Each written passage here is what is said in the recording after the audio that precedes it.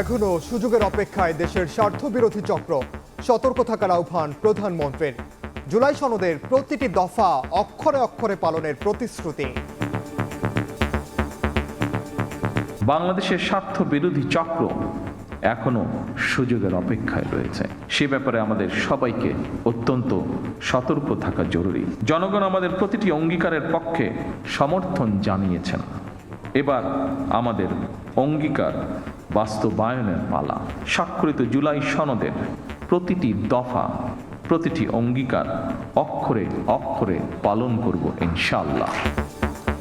বাবার হাত থেকে দাদির স্বাধীনতা পুরস্কার গ্রহণ করলেন নাতনি।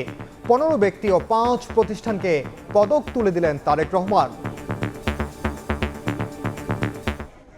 দেখছিলেন প্রধান শিরোনাম। সন্ধ্যার সময়ের সঙ্গে আছি আমি ওমর ইনাম। এবার অন্যান্য শীর্ষ সংবাদ। গণভোটের রায় বাস্তবায়নে নতুন করে 2 সপ্তাহের কর্মসূচি 11 দলের। শনিবার ঢাকায় গণমিছিল। বিরোধী মত দমন করলে চড়া মূল্য দিতে হবে বর্তমান সরকারকে, হুঁশিয়ারি জামায়াতের। হাম ও উপসর্গে 1 মাসে মৃত্যু ছাড়ালো 200, আক্রান্ত 20,000-এর বেশি। সুস্থ হওয়ার পর আবারও সংক্রমিত অনেক শিশু। পুরোপুরি নিরাময় হলে হাসপাতাল ছাড়ার পরামর্শ। ফিলিং স্টেশনে সীমাহীন দুর্ভোগ। তীব্র গরমে দীর্ঘ অপেক্ষায় ক্লান্ত চালক। ফুয়েল পাস অ্যাপে কারিগরি ত্রুটির অভিযোগ।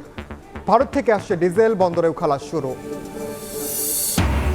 প্রাণ বাঁচাতে 8 তলায় উঠেও রক্ষা পেল না তরুণ। চট্টগ্রামে মারধরের পর নির্মাণাধীন ভবনের লিফটের গর্তে ফেলে হত্যা। জড়িত অভিযোগে 4 জন গ্রেফতার। এবং শান্তি চুক্তির কাছাকাছি যুক্তরাষ্ট্র ইরান। দাবি ট্রাম্পের, চুক্তিতে রাজি না হলে আবারও যুদ্ধ শুরুর হুঁশিয়ারি মার্কিন প্রতিরক্ষা মন্ত্রীর। তেহরানে পাকিস্তানের সেনাপ্রধান।